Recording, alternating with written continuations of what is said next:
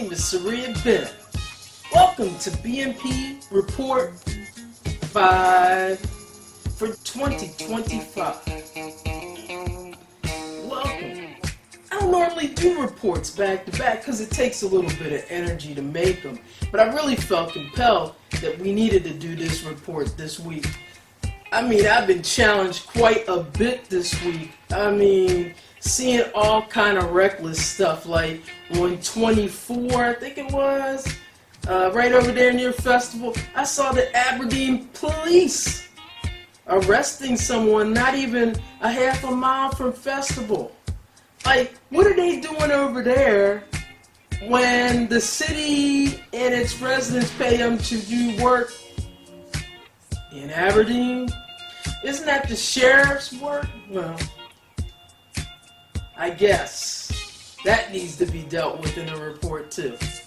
And then, you know, I had quite a few so-called pro-black people come at me, but they're not really pro-black. It's just pro-black sounding. So we'll do a report in the future on that.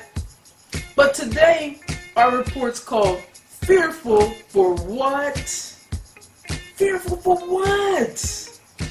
I mean, at the end of the day, the reality is we are in the situation we're in. You know, in life, you're in many situations, and you have to deal with them. You have to address them. But you cannot fear them, otherwise you never ever take an action against them. So, we're going to talk today about those different fears. And it's not going to be a long report, so come along with me. So the first segment we're going to deal with is the confession of Senator Lisa Murkowski, who used to be a House of Representative. Now, what's so funny about Lisa Murkowski is that she lost the primary and everything, and she didn't fear in losing a primary that she could come back as a write-in candidate, and then she won. She didn't fear that, but she's fearing this moment. Now, so come with me. I'm going to have to read a little bit more than I normally do. So just, you know, if you don't see my eyes as much, it's just because I just came up with this, and so not as polished as normal. But she told the press, and I quote, "We are all afraid." Is she being real? We are all afraid of Trump. Afraid of speaking out. Afraid of what he and his base might do if we step out of line. His base. Aren't they the same people that vote for you? But I digress. Let me tell you something. That's not bravery. That's not leadership. That's just cowardice dressed up as honesty. It's dangerous. Not just for the Republican Party, but for democracy itself, when people admit publicly that they're scared. Scared? Like, I know what I want to say, but I ain't going to say it because I don't want to edit it out. I mean, really?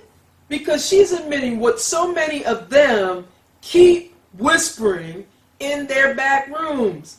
And at the gyms, there was the stuff that Chuck Schumer was talking about. But that stuff is misleading people like Chuck Schumer. Stop being misled with that craziness, you know?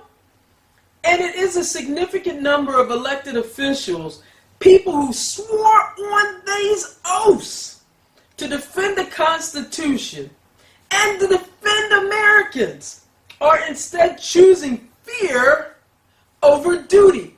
Listen to what I said, fear over duty.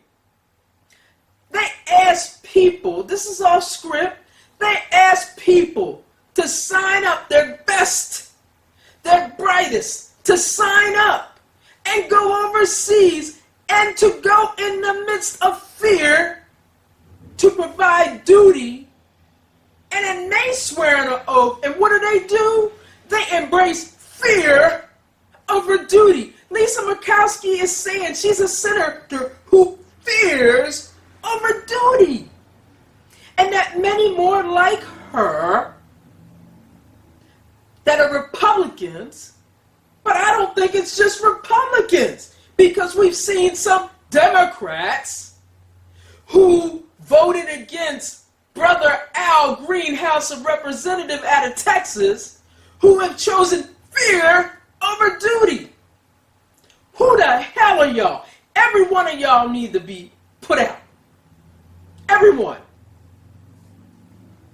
They're allowing one man and his handlers, let's just call it what it is, one criminally indicted and convicted fascist flirting, conspiracy mongering man to dictate the direction of an entire political party in this country. What kind of people are you? I think you must be so privileged that you just don't give a fuck about the American people. You got to. That's just got to be it. And now they want sympathy because they're scared? Really? Really? Really? Let's be clear. These aren't powerless individuals. They're sitting U.S. senators and House of Representatives, members of co-equal branches of the government. Listen to what I said, co-equal branches of the government. That means they got the power. They have subpoena power, they have oversight power, they have budgetary power, they have legislative power, and they are purposely choosing to not use it. Not because they can't, but because they won't. All those EOs that Trump has done have no power that are put in them, except for what they are allowing. Now remember, these Republicans ran saying what they would do, that they would actually run this country better than the Democrats. And now they got all power, all power. And what do? Fear over duty. Fear over duty. They're weak, spineless, mostly male. Where's the balls? Did they drop? Do they not exist? Oh, maybe they got something normal. So I ask, what does Trump have on him? What do his handlers have in their files that got these folks like Murkowski so shook? Because this doesn't look like normal fear. This looks like people being blackmailed, controlled, and compromised. I mean, I think about Lindsey Graham and how he was so cool with Zelensky in Ukraine. And then not even a few hours later, he's dancing another tune. Controlled, compromised, and possibly blackmailed.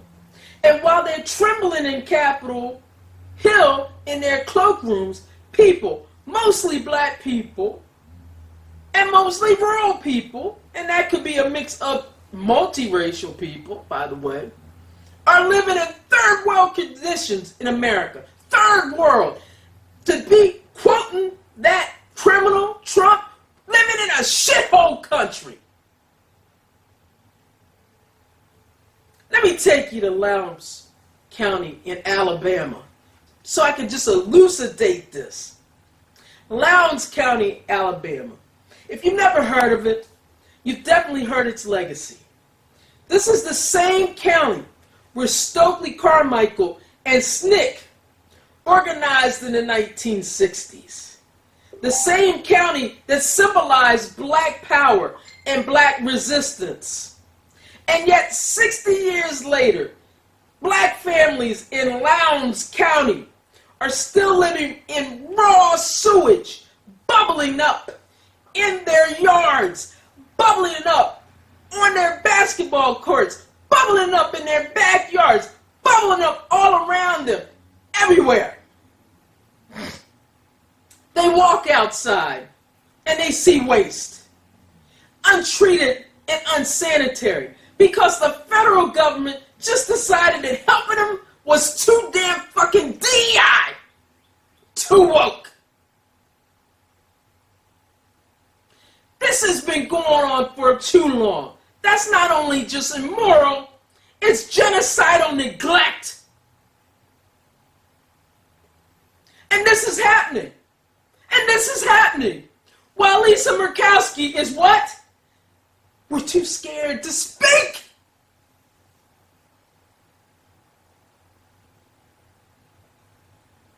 Well, I asked them, fearful of what?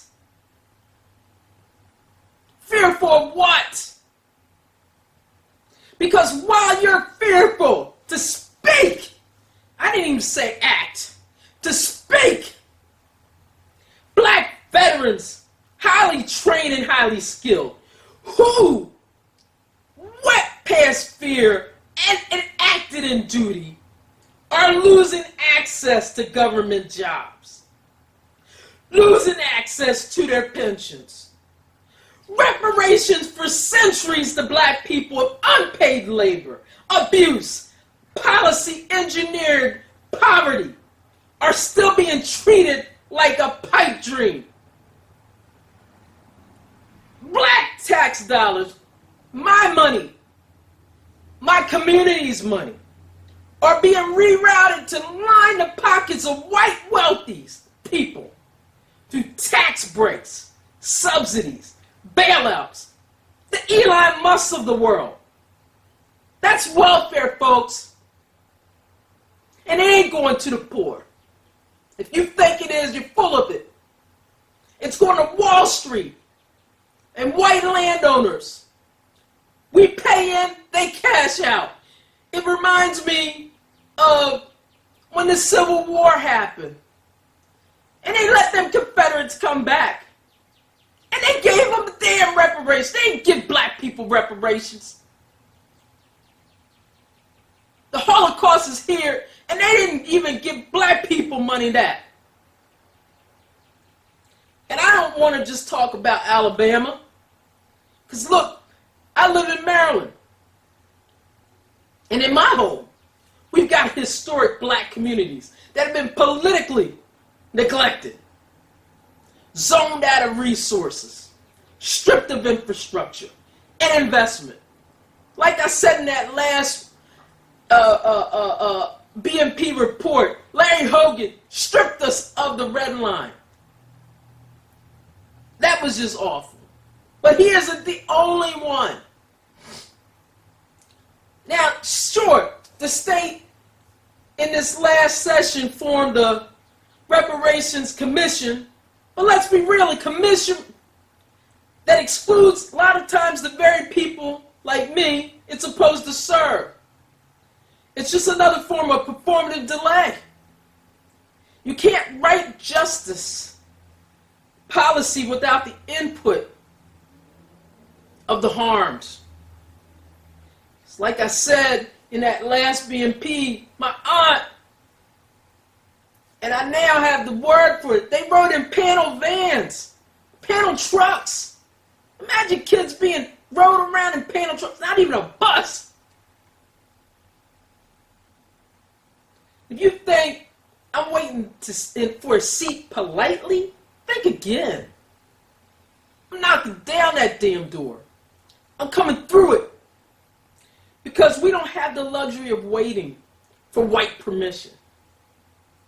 So when Murkowski and her ilk say they're scared, what I hear is an excuse.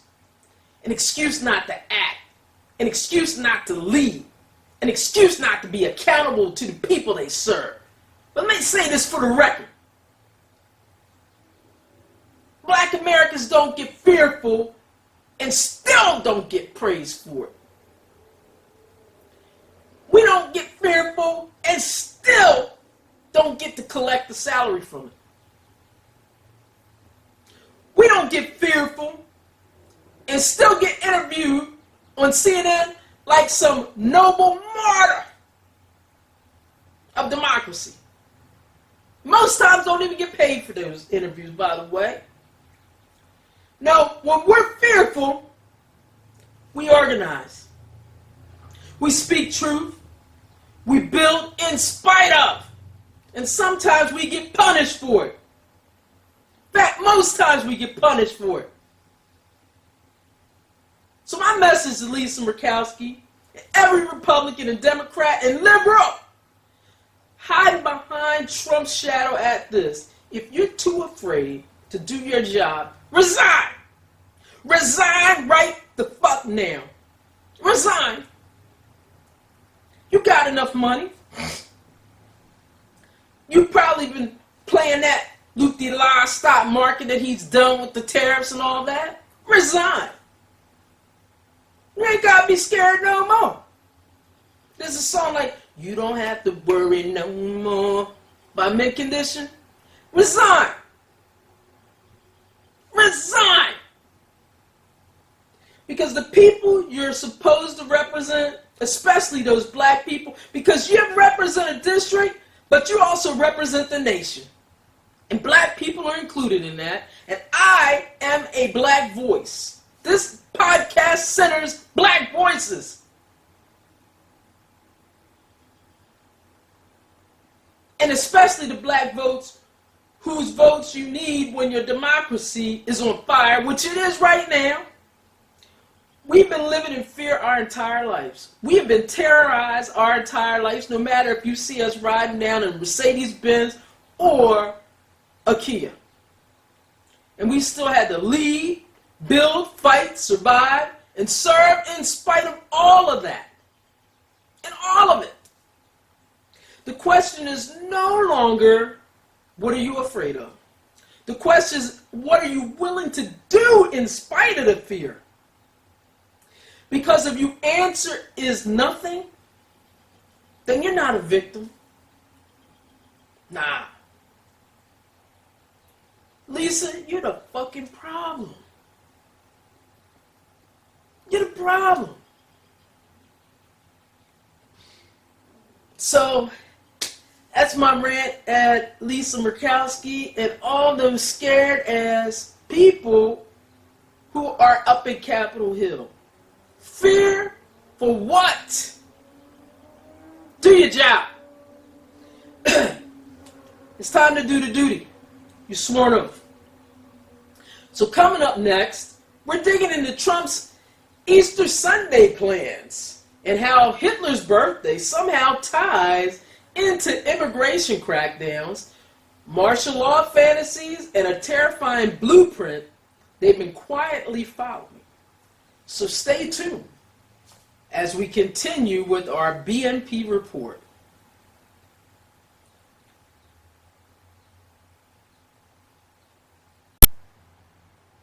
So we want to go into the next segment, which is Trump's Easter Sunday and Insurrection Act, perhaps. Now, of course, this is something that I've been hearing. It's sort of like I've been hearing through the grapevine about the J6 thing for a minute. And I'm always keeping my ear to the ground. And so the thing is that there's talk about a second coming.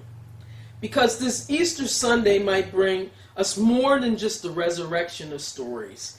This year, Easter falls on April 20th. Excuse me. Apologize. Which is also happens to be Hitler's birthday. Now, it ain't a coincidence for Trump's people. Symbolism matters with fascists. That date has long been a rallying point for white supremacists, neo-Nazis, and now MAGA loyalists. They don't hide it. In fact, they flaunt it. Word is circulating, like I said, it's circulating through the ground, that Trump is going to use this moment because symbolism is laced on that day to unveil a plan to invoke the 1807 Insurrection Act, as a part of his immigration crackdown. Let me be clear, this has nothing to do with Venezuela, Haiti, or national security. This is about domestic power, although he's going to invoke it, most likely, in this EO. This is about a military crackdown on dissent, protest, the press, and especially black resistance. This is Project 2025's Chapter 5 in full effect. Now, what you have to understand, one of the things that definitely shut Trump down was that George Floyd worldwide protest. It took his candidacy out. J6 probably took the rest of it all the way out, but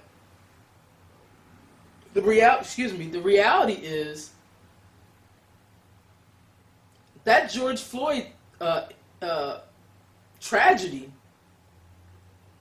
just really destroyed Trump's, COVID wasn't doing well, but they had gotten to a point where they sort of controlled it. And when I say controlled, it controlled the narrative. They had protests and everything, but it was kind of controlled. But that George Floyd thing lit a fire. There was too many white kids on the streets. They couldn't get the Antifa. Speaking of Antifa, where they at? Just wanted to put that in there. So, so this part, when you go into a fascist plan, and what you have to understand, if you really have read Project 2025, they're literally following point by point. So I'm going to do a little review of Project 2025 so you can understand. And I haven't really talked about it on my podcast because literally we're at 5, But I do want to just kind of dismantle and go over a few points. We're at Project 2025's 5 this week, dismantling Homeland Security. They've already went through the first 5 stages. 1, which was to purge civil service, replace career experts with MAGA loyalists, or just purge it in general, not replace it at all. Number 2, seize the DOJ, make the Justice Department Trump's personal sword, and he has done it.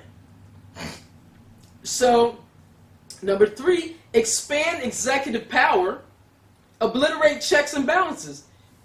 Didn't I just say that what Lisa Murkowski talked about? We're scared, we ain't got power.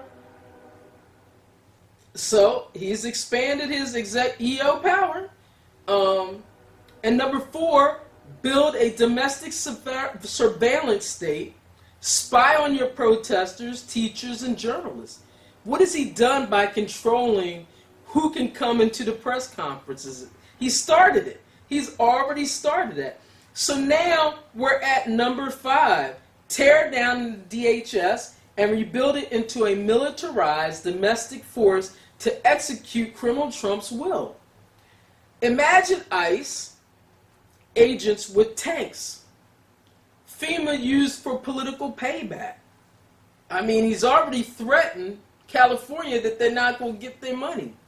He's already said that states have to do their own FEMA. CBP operating in cities under the guise of emergency response. They want this agency to serve Trump, not the Constitution. The Insurrection Act is their trigger. So I said a lot there. Think about that. A whole reorganization. Now, Trump gets way too much credit for this. Trump is being 100% handled. He is being given a script. He is the best actor that his handlers could have ever gotten because he is staying on script. And he's good at this script because he likes being bad. He's always been bad. He's like the Bad News Bears. That's the reason why they make so many mistakes and then get caught. But he is good enough to be on script, and he's He's a narcissist, and on top of that, he likes his way, and when he doesn't get his way, he's like a child.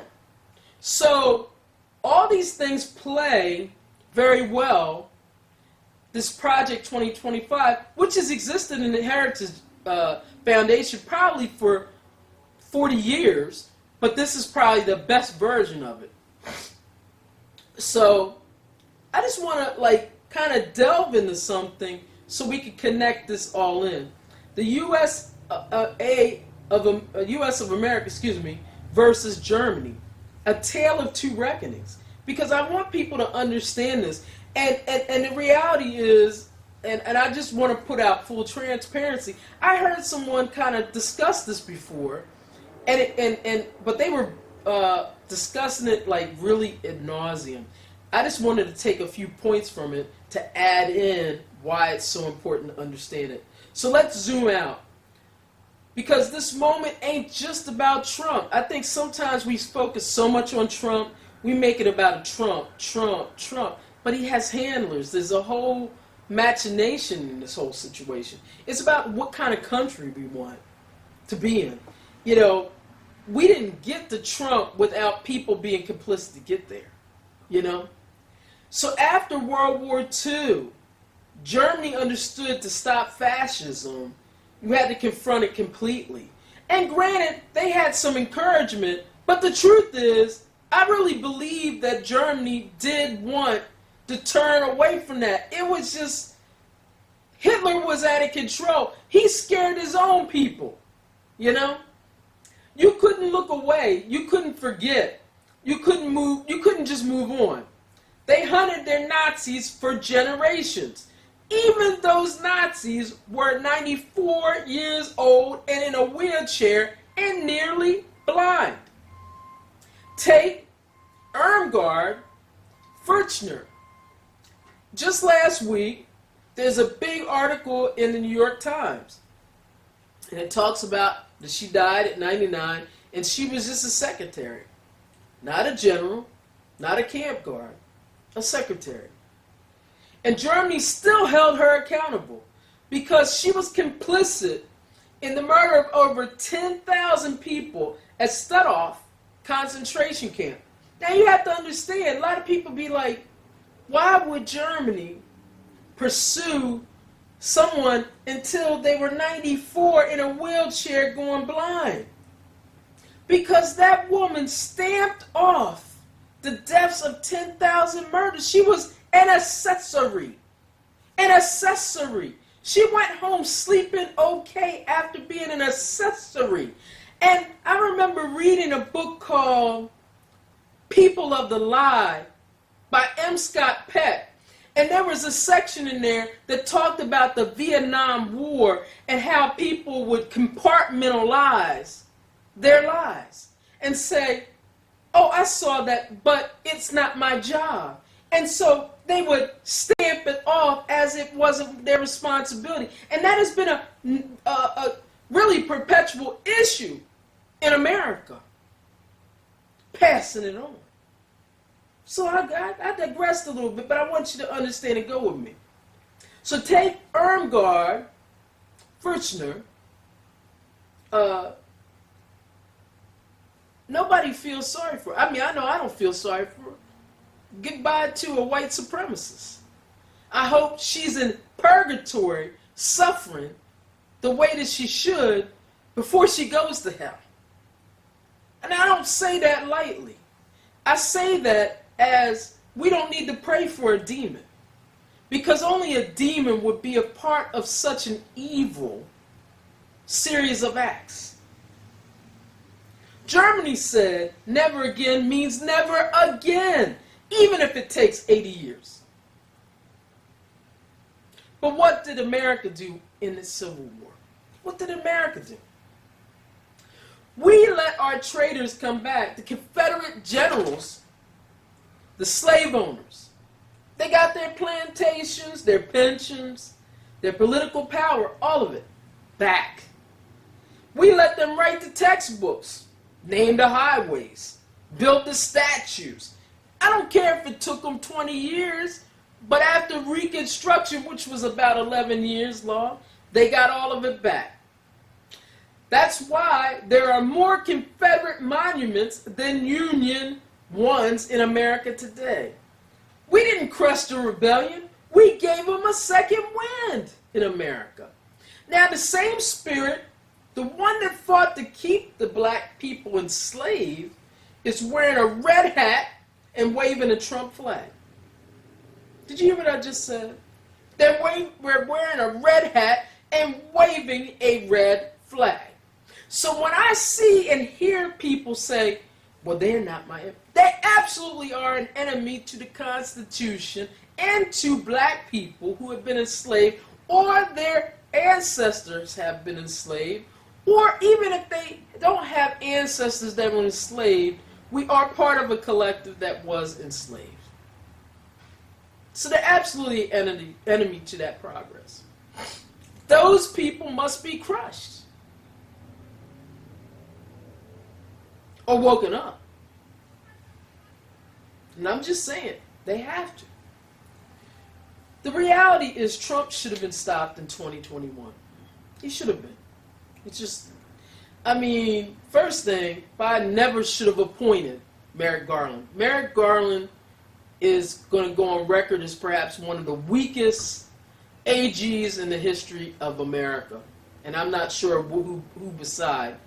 Let me make this plainly. There never should have been a second Trump campaign. Once he tried to overthrow the government, that should have been off. The entire regime is filthy, dirty, disgusting, criminal, lawless. They broke nearly every rule and norm of American governance and still got to do it over again. And the thing is that I'm not so much a supporter of norms, if you want me to be honest with you. But there needs to be enough norms to ensure that there's fairness. And there's just not that going on. Why? Because we keep playing polite, while they play fascist. And so the reality is that they, and I knew it. I called it from the beginning. I mean, if people know me, I said from the beginning he was going to get the run again, and if they didn't put him in jail, put him in leg chains, it was not, he was going to go. Because the thing about it is this: Trump is a symbol. It's like the song my friends wrote. My friend Will Calhoun. I went to college. He's Berkeley alumni, and I always say this, and I'm sure these people don't really care about it because I haven't seen him in a bunch of years. Long story short, he's in a group called Living Color, and they did this song called Cult of Personality, and it's really pretty much an exact description of what Trump was and is. He's a cult of personality. He isn't the mind frame. He probably can barely read. So, we give him far too much credit for being ingenuitive. But he is a cult of personality, So, I want to go back to what I said so we can kind of, I've been going a little bit out of script or in script, whatever. But, like I said, his entire regime is lawless and criminal. And they broke every rule the first time. So why do we keep playing polite while they play fascist? Why do we keep playing polite when they play fascist? And I'm not just talking about the Democratic representatives. Why are we, the voters, still playing nice when they play fascist?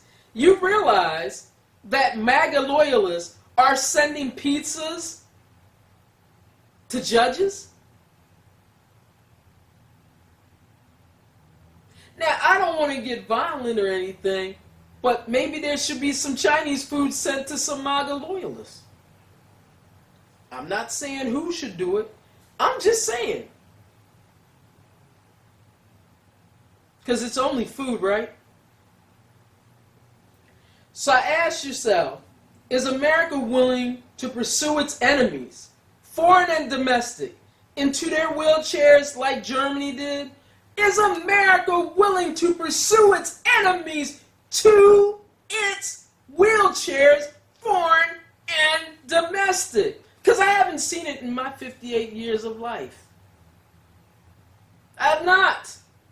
Are we willing to prosecute the secretaries, the speechwriters, the funders, the media barons, not just the figureheads, every motherfucking last one of them? Or are we going to keep playing and asking nicely while they stomp on this republic? Are we? So, I came up with an action plan to play smart and hit back. Because I was kind of accused of just being a talker who talks about the issue and doesn't provide a plan. And I'm going to say it, I'm going to just put this out here. I don't get paid to give you a plan. So I'm going to put this out here, but I don't get paid for it. And you need to understand, this is stuff that you get paid for. But that's all right. I'm going to put it out there. Because I don't want people to think I don't care. So the first part of the plan, legal warfare. File preemptive lawsuits now. Don't wait until troops hit the streets. There should be someone who is connected to some type of nonprofit, or who is connected to some kind of attorney that can file a preemptive lawsuit now. Activate your state attorneys generals and civil rights orgs. Bring attention to them. Watch the courts. They've blocked Trump before, and they will again. In fact, I saw today where Trump is trying to actively deport U.S. citizens. In Florida, they arrested they confirmed that he was a U.S.-born citizen, and they are actively trying to deport him, and the court has struck down that they can deport him. And they are still trying to deport him. So, you know, they are completely and utterly lawless. So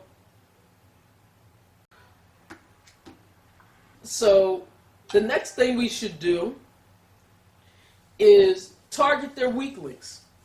Because the thing about it, I can't tell you everything to target and how to target, because it's not appropriate to do online. But I will say this. Linda McMahon, she's funding propaganda with her WWE money. She absolutely is. And I'm almost positive she's funding black people, you know, with them TikToks. Because there's a whole lot of black folks wearing MAGA hats on these TikToks. And that shit ain't coming out of the blue. And there's this one channel on YouTube called the African Diaspora. They ain't talking about nothing African. It comes off pro-black. It ain't pro-black. It's all MAGA.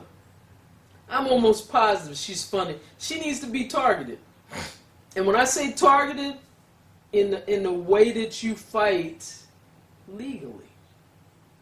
Because a lot of what she's doing with that education department is completely illegal. So I'll give you an example before I go to the next person. She has compromised our information. That Doge organization has compromised our information through the Privacy Act. Which means that, what does that tell you? They can be sued. Whiskey Pete Hegseth, selling violent nationalism and wrapped in patriotism.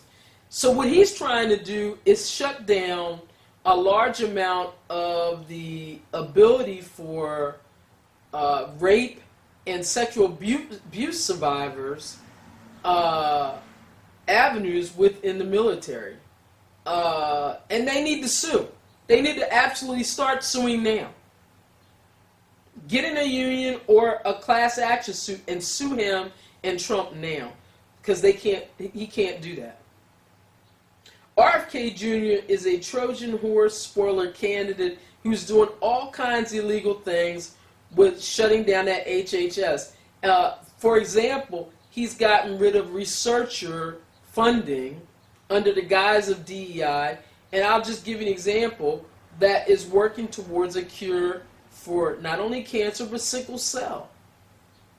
And he's had this harangue with autism that makes no sense. People in all those spaces need to be suing him directly.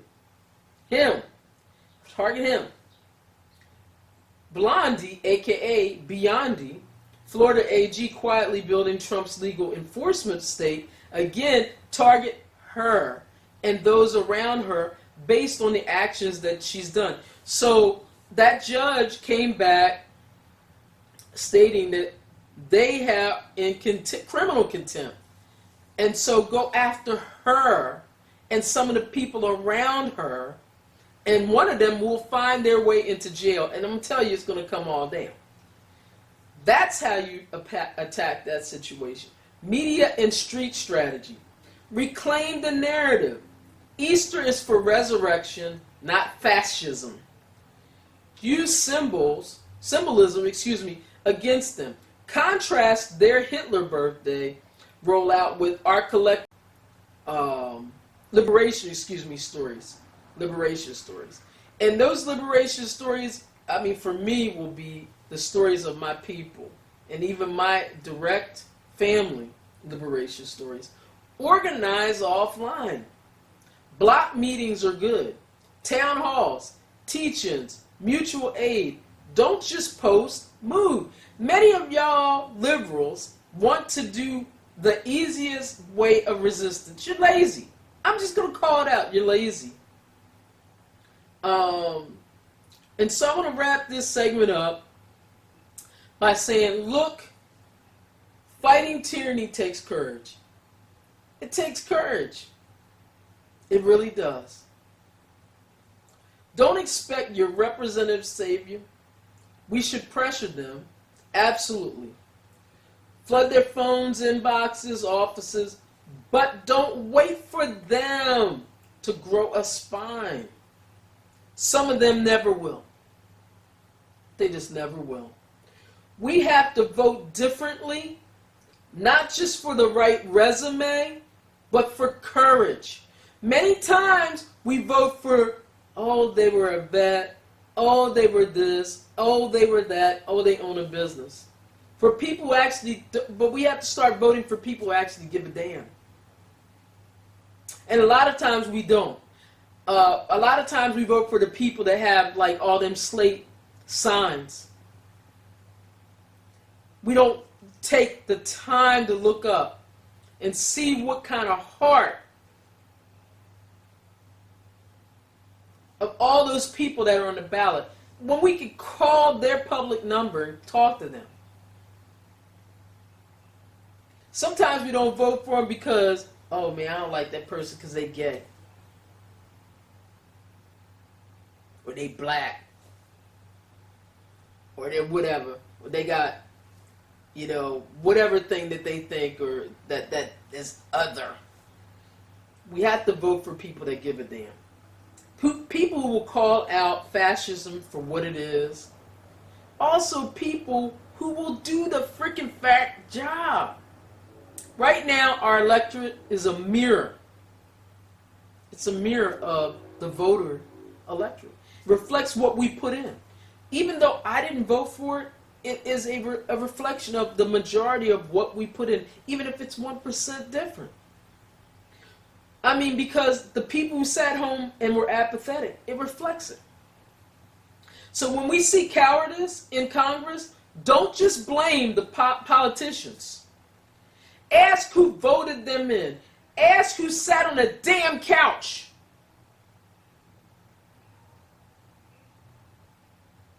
All right? So as Ben Franklin said, it's a republic if we keep it. Well, are we keeping it or are we letting it go? And we have to decide if we're going to keep it, what we're going to keep it as. And if we're going to keep it, when we pull it back from that criminal Trump? Are we going to keep it to be something better than it was prior to when it got into Trump's hands? Because it wasn't that damn good when it got into Trump's hands. And I'm not saying that Biden and VP Harris didn't do their best job during that 4 years, because they did. They did a lot of repair on some of the damage that Trump did. And I'm not talking about those actions, but I'm talking about there has been centuries and decades of things that have not been repaired. Are we going to do better to keep it, to repair those centuries of damage? That's what we have to decide, are we going to do? And are we going to get out of this centuries-long logjam of constitutional crisis? And what I mean by that, we have not done a constitutional amendment since 1919. Why? Because we need to update our Constitution. And we cannot update our Constitution if we do not retire the old one. It must be retired. We need to have a constitutional commission, which includes policy writers such as myself. And I know I always put myself in it, but I have a lot of skills. It is what it is. But all kinds of experts around the nation to gather, just as they did way back in 1700s. But this time, a diverse group with diverse backgrounds, putting in the best of where we're going to. And that doesn't mean necessarily excluding everything. It can be a more updated version of the original. That's all. Make things just a little bit more evident and deal with some of the things that, clearly that's not dealt with now. So those are my suggestions. So coming up next, we're going to end with this segment. Coming up next, a white liberal told me I should stay quiet if I couldn't say things that made them comfortable. Let's talk about tone policing, performative allyship, and the difference between pro-black and just pro-praise. Wow. That is going to be deep. I'm going to try to get in it for a last segment, and y'all come on with me. So, we're going to go into this last segment, social media and white liberalism entitlement. Now, one thing you're going to learn about with my podcast, I don't hold back. I might be registered as a Democrat, doesn't mean that I'm going to go hook, line, and sinker all with it any more than I am going to not turn away from fascism. And so I'm unapologetic, so just go with me. I don't sugarcoat shit.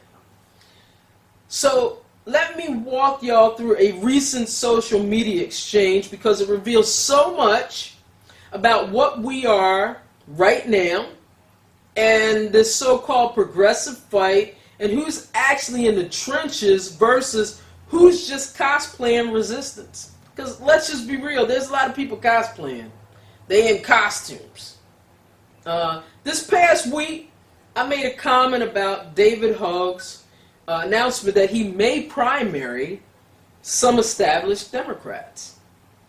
And I said what I know to be true, not just because I have insight as someone who's run for office, but because I had receipts.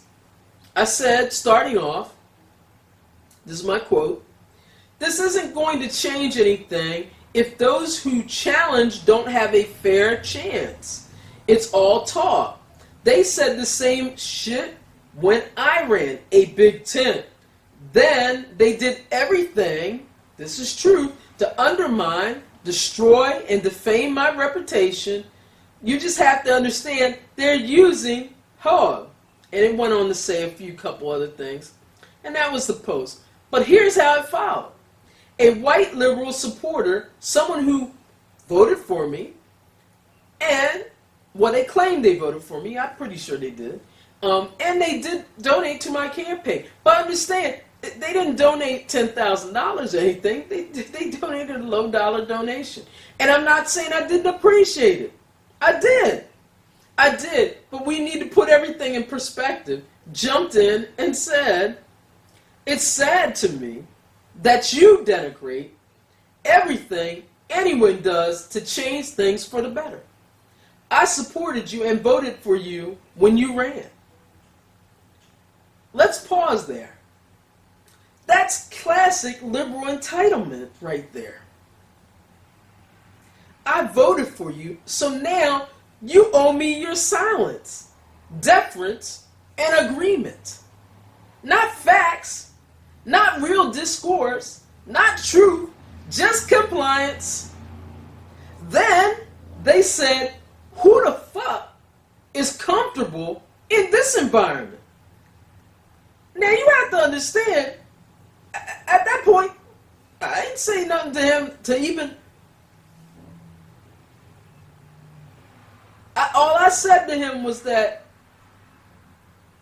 I said the prior conference was that, and this is what my comment was, so you can understand. I said, oh, we're cussing now. Funny how quickly that mask slips when you're challenged. That's trauma bonding, okay? In action. Whether they know it or not, it's trauma bonding. That's basically what's happening on the left right now.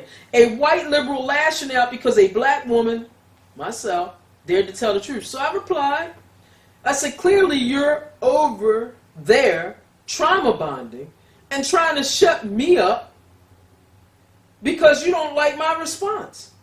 That's not discourse. That's censorship. And the comfort I referred to is thinking truth equals denigration.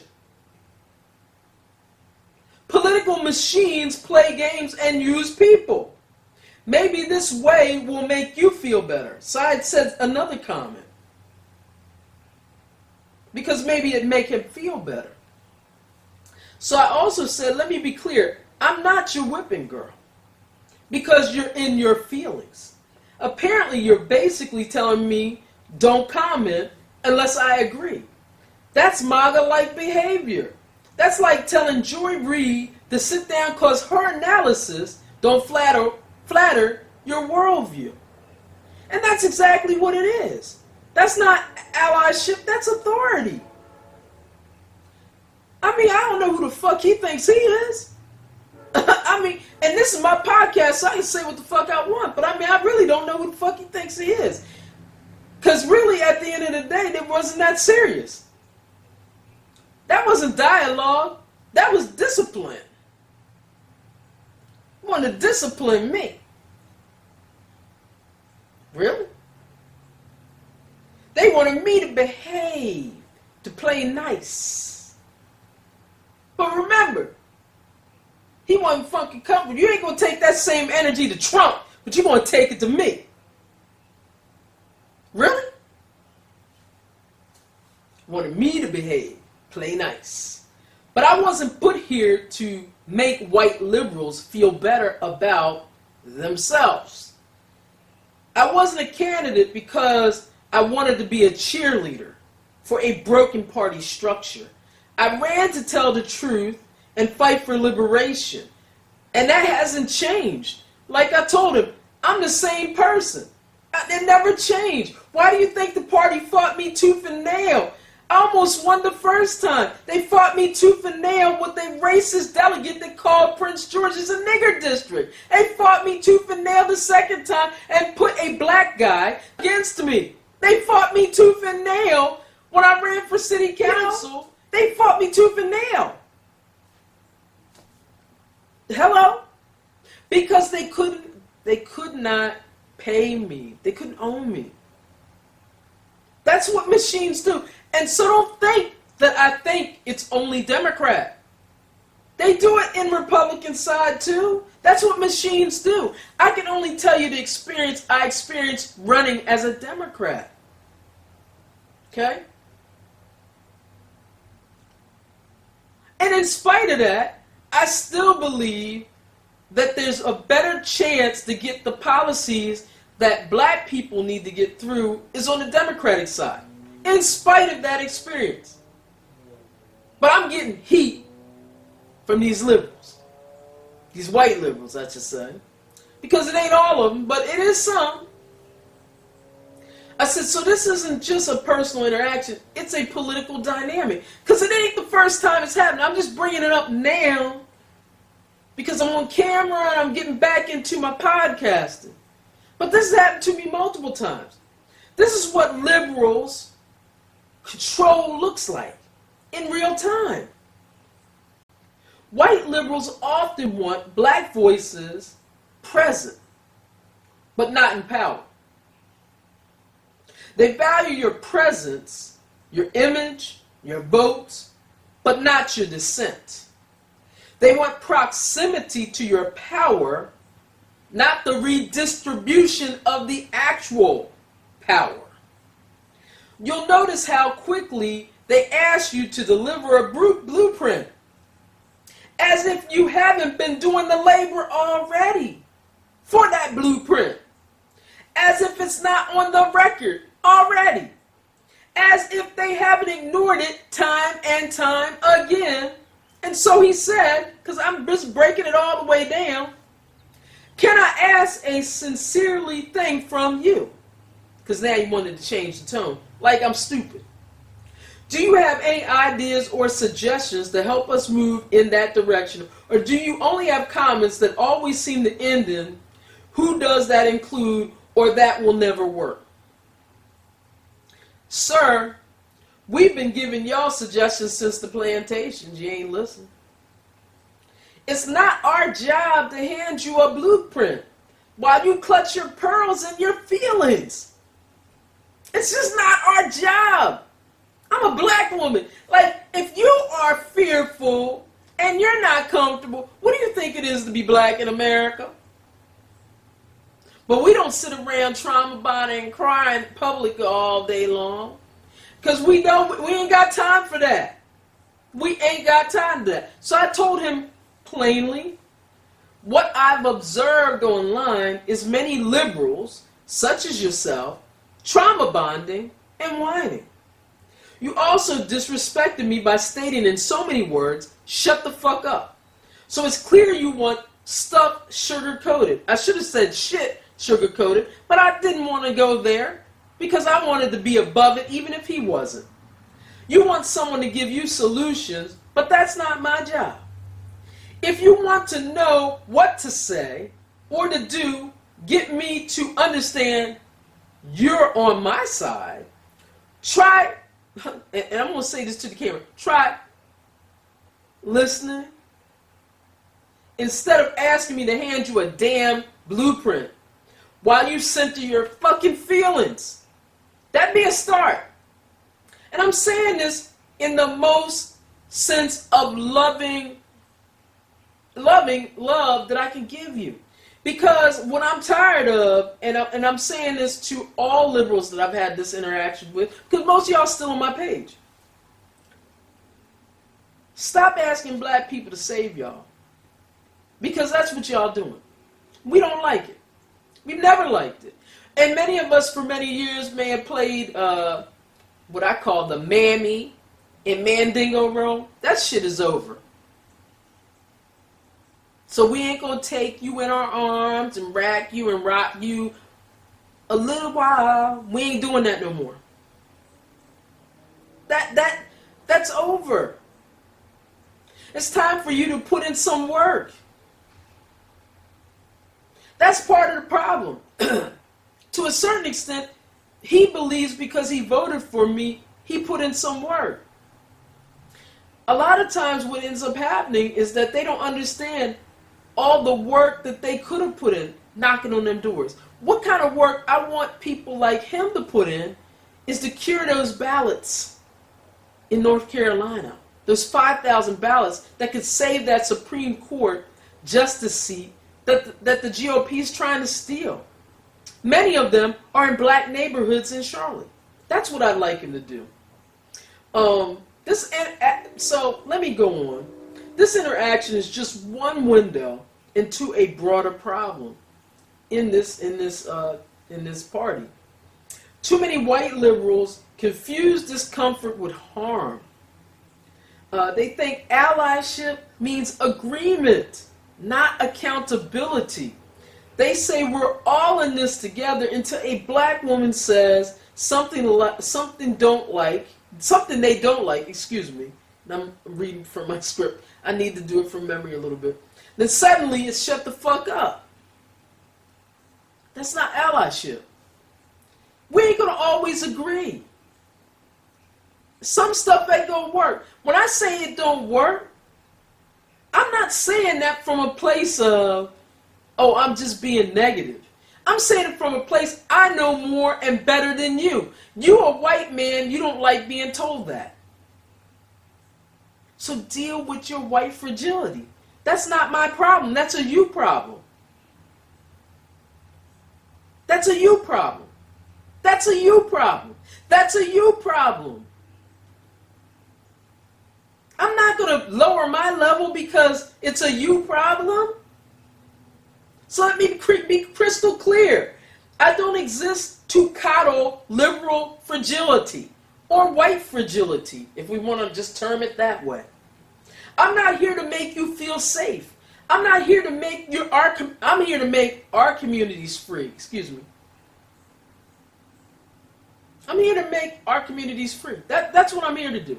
And I'm here to do it for everybody. I mean, even though I'm very pro-black and about lifting up my people, I want everybody to have that. Because I really honestly believe the credo. We're not all free until everybody's free. I really believe that. I do. I always have. If you're more offended by my tone than the fact that black veterans are losing state jobs, that black families are dealing with raw sewage in 2025, that reparations still have not been paid to black Americans, that fascism is knocking on the front door with a red hat and a 2025 plan, then you're part of the problem. No matter how many protest signs you wave, you're part of the problem. Liberation doesn't require your comfort. It requires your courage. Your courage. And if you can't find that, get out the way.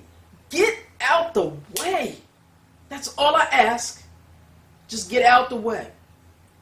But one thing you cannot do is tell me to shut the fuck up, because those days are over. We're not going to take it no more. We're not taking it from the left or the right. Because systemic racism would not exist if there wasn't on the left and the right. And that's my word.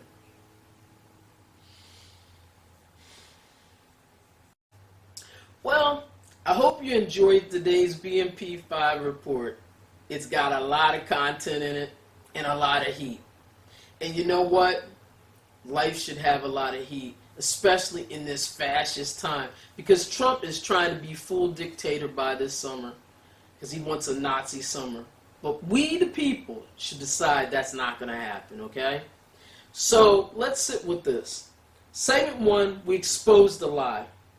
The GOP wants us to believe they're powerless, that they're afraid of Trump, terrified to speak up. Lisa Murkowski said, the quiet part out loud. We're all afraid. But let's be clear. Fear is not an excuse when you hold power. It is not an excuse. Not when your silence costs lives. Not when black Americans are living with raw sewage in Alabama, the same county that Stokely Carmichael called out 60 years ago. Not when skilled black veterans are being pushed out of government jobs, not when white America is still cashing checks off our backs, tax breaks, corporate bailouts, and generational theft for people like Elon Musk, who isn't even an American. And I'm going to say he isn't even American. He has no right doing what he's doing. They're not scared of Trump. They're scared of being exposed. Scared of what he knows. Scared of what they've done. That's complicity. And it's not just cowardly, it's deadly. So in segment 2, then there's Trump's latest move, floating the idea of invoking the Insurrection Act on Easter Sunday, which just happens to be Hitler's birthday. Coincidence? I don't think so. This is Chapter 5 of Project 2025, the dismantling of our internal defenses. Let me break it down. Trump tried martial law during COVID. He's laying that groundwork again. Like I said, there's George Floyd protests really scared him. The Insurrection Act isn't for foreign threats, although that's what he's going to write in that EO if he does it. It's for silencing dissent, crushing the press, and targeting the black resistance that he fears so deadly, because he knows that black resistance is so soulfully empowering. It's why the Democrats look so weak right now, because there hasn't been any black resistance right yet. So what do? We act. Preemptive lawsuits, state attorneys generals, legal firewalls, and we name the operatives.